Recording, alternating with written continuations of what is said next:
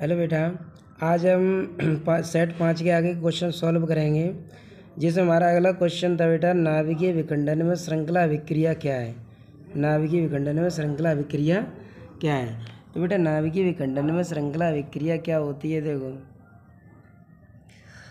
जैसे ये है, जब नाभिकीय विखंडन में भारी नाभिक पर एक न्यूट्रॉन की बमबारी की जाती है तो 2 छोटे नाभिक ऊर्जा तथा 3 न्यूट्रॉन निकलते हैं। ये 3 न्यूट्रॉन पुनः 3 नाभिकों से अभिकृत होते हैं और 9 न्यूट्रॉन निकलते हैं। यह प्रक्रिया 3 के गुणज में लगातार चलती रहती है और एक श्रृंखला बन जाती है जिसे रोका नहीं जा सकता। इसे श्रृंखला अभिक्रिया कहते हैं। जैसे परमाणु बम। तो बेटा ये होती है श्रृंखला अभिक्रिया कि जब नाभिकीय विखंडन में भारी नाभिक पर एक न्यूट्रॉन की बमबारी की जाती है तो 2 छोटे नाभिक ऊर्जा तथा 3 न्यूट्रॉन निकलते हैं। ये 3 न्यूट्रॉन पुनः 3 नाभिकों से अभिकृत होते हैं और 9 न्यूट्रॉन निकलते हैं। यह प्रक्रिया 3 के गुणज में लगातार चलती रहती है और एक श्रृंखला अभिक्रिया बन जाती है जिसे रोका नहीं जा सकता। इसे श्रृंखला अभिक्रिया कहते हैं। तो बेटा ये तो हमारा ये था। अगला क्वेश्चन है अपना, परावैंगनी किरणों के किन्हीं 2 उपयोगों को लिखिए। तो बेटा परावैंगनी किरणों के 2 उपयोग क्या होते हैं। पहला उपयोग तो ये होता है कि परावैंगनी किरणें बैक्टीरियाओं को नष्ट करने में काम आती है। परावैंगनी किरणें बैक्टीरिया को नष्ट करने में प्रयोग की जाती हैं। और दूसरा उपयोग ये होता है बेटा, ये फूड स्टफ को संरक्षित रखने में प्रयुक्त की जाती है। फूड स्टफ जो होता है उसे संरक्षित रखने में उपयोग की जाती है। और इसका उपयोग अदृश्य लिखाई में भी किया जाता है। अदृश्य लिखाई में भी किया जाता है। अगला क्वेश्चन है बेटा, यदि प्रत्यावर्ती धारा का वर्गमाध्य मूल मान √2 एम्पियर हो। यदि प्रत्यावर्ती धारा का वर्गमाध्य मूल मान √2 एम्पियर हो तब धारा का शिखर मान क्या होगा। तो बेटा प्रत्यावर्ती धारा का वर्गमाध्य मूल मान होता है VRMS। तो VRMS कितना दे रखा है, √2। तो यहाँ लिखेंगे बेटा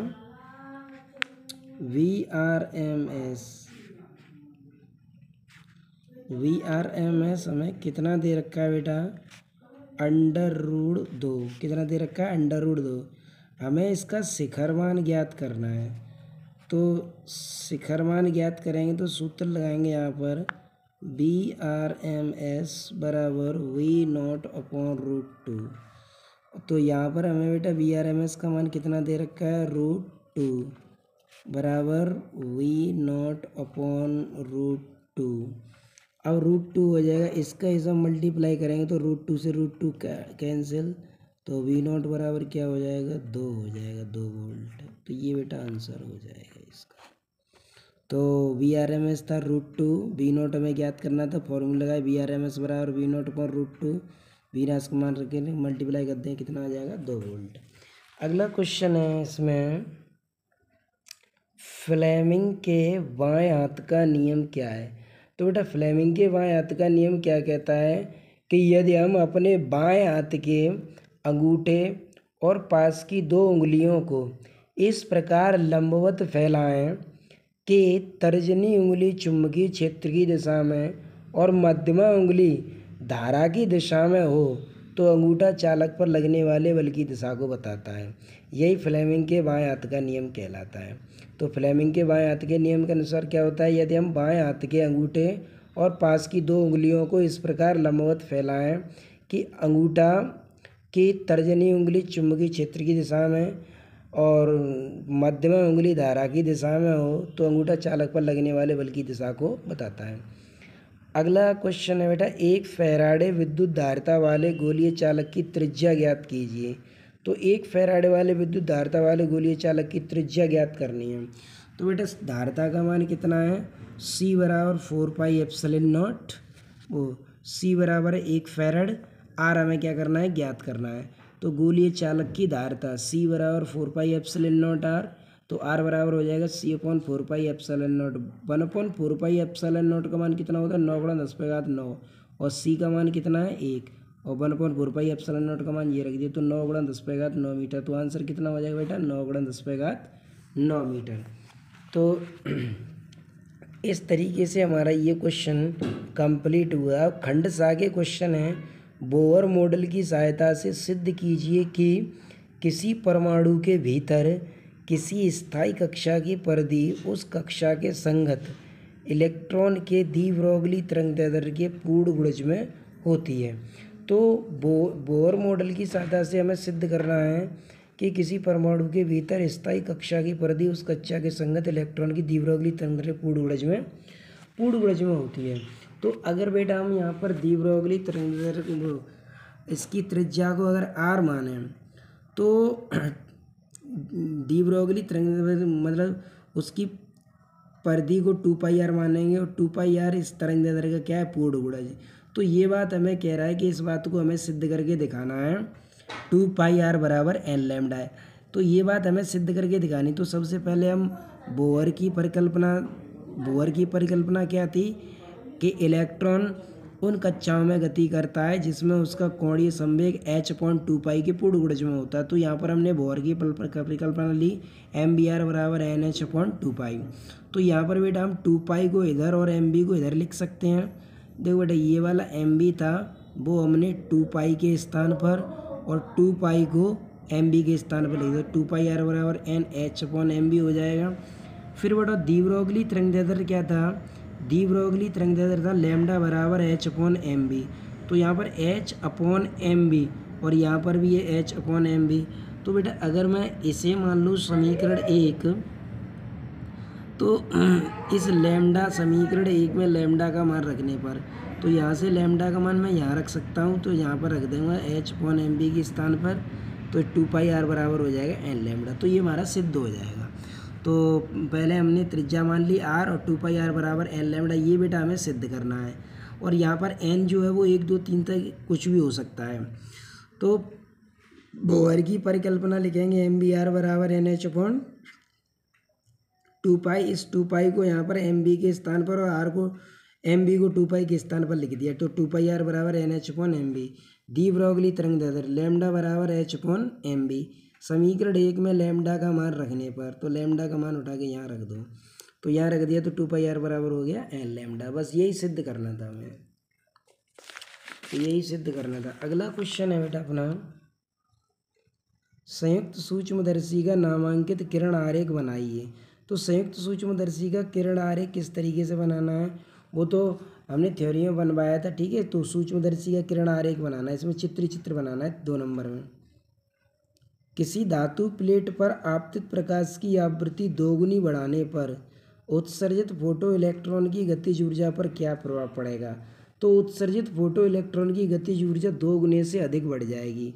2 गुने से थोड़ा बहुत अधिक ही होगी, कम तो नहीं होगी, क्योंकि आइंस्टीन का प्रकाश विद्युत समीकरण क्या होता है, h ν = कार्यफलन + k मैक्सिमम। तो अब अगर इसमें दो का गुणा कर दें, क्योंकि आवृत्ति को वो क्या करवा रहा है, आवृत्ति दोगुनी करवा रहा है। तो यहाँ पर हमने बेटा क्या किया कि आवृत्ति को दोगुना करने के लिए हमने 2 का गुणा कर दिया दोनों तरफ। तो दोनों तरफ अगर 2 का गुणा कर देंगे तो ये दोनों तरफ 2 को गुणा करेंगे तो गतिज ऊर्जा जो होती है वो 2 गुने से थोड़ा अधिक हो जाती है। 2 गुने से थोड़ा क्या हो जाती है, अधिक हो जाती है। अगला है तांबे के 3 तारों के द्रव्यमान 1:3:5 के अनुपात में है तथा उनकी लंबाइयाँ 5:3:1 के अनुपात में। उनके प्रतिरोधों में क्या अनुपात होगा। उनके प्रतिरोधों में बेटा हमें क्या ज्ञात करना है, अनुपात ज्ञात करना है कि उनके प्रतिरोधों में क्या अनुपात होगा। तो चलो बेटा उनके प्रतिरोधों का अनुपात देखते हैं कि अनुपात क्या निकल के आएगा।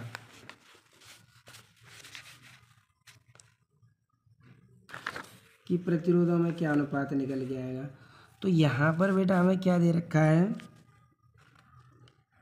m1 अनुपात m2 अनुपात m3 ये दे रखा है बेटा हमें, ये दे रखा है हमें कितना 1:3:5, ठीक है। और L1 अनुपात L2 अनुपात L3, ये दे रखा है बेटा हमें 5:3:1, ये हमें ये दे रखा है। अब इसमें पूछा है कि प्रतिरोधों का अनुपात क्या होगा। तो बेटा प्रतिरोध का सूत्र क्या होता है, R बराबर रो एल अपॉन ए। तो रो एल अपॉन ए होता है। अब हमें इस फॉर्मूले को ले जाना है द्रव्यमान के पदों में। तो द्रव्यमान के पदों में ले जाएंगे तो किस तरीके से, तो पहले हमें यहाँ आयतन बनाना पड़ेगा। तो हम क्या करेंगे, इसमें एल का ऊपर और एल का नीचे मल्टीप्लाई कर देंगे। तो जब इसका मल्टीप्लाई करेंगे तो बेटा क्या बन जाएगा, ये बन जाएगा रो एल स्क्वायर। क्या बन जाएगा, रो एल स्क्वायर अपॉन ए इंटू एल, ये क्या बन जाएगा, आयतन बन जाएगा। क्या बन जाएगा बेटा, ये आयतन बन जाएगा।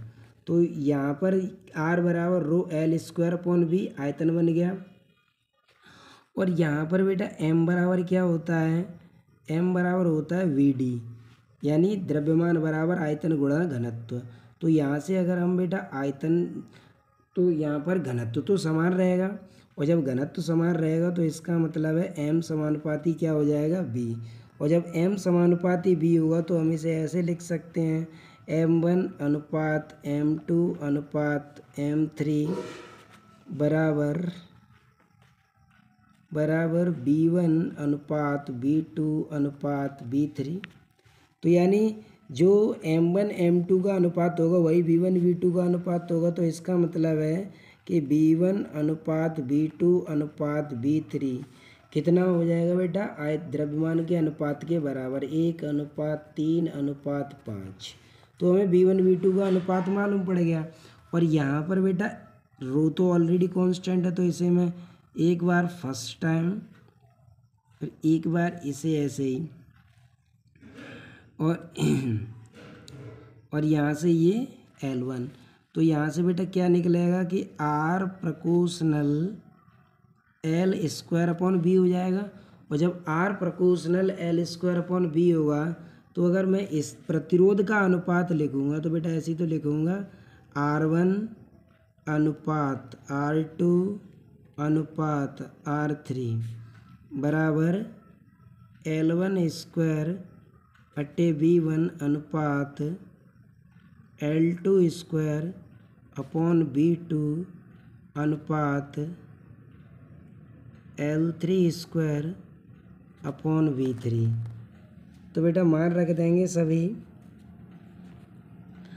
B1 B2 के अनुपात तो हमें मालूम है 1:3:5 है, और L1 L2 के अनुपात क्या थे, L5:3:1। तो पहले L1 का मान रखेंगे यहाँ पर 5 का स्क्वायर, और B1 कितना था 1 अनुपात 3 का स्क्वायर बटे 3 अनुपात 1 का स्क्वायर बटे 5। ठीक है बेटा। तो यहाँ से 5 का वर्ग कितना हो जाएगा बेटा, 25/1 अनुपात 9/3 अनुपात 1/5। तो यहाँ पर बचेगा बेटा 25/1 अनुपात 3 अनुपात 1/5।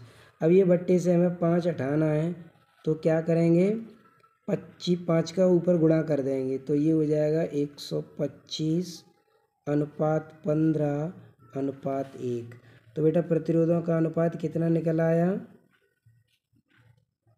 ये निकल आया प्रतिरोधों का अनुपात 125/15/1। ये आंसर हो जाएगा। Thanks for watching.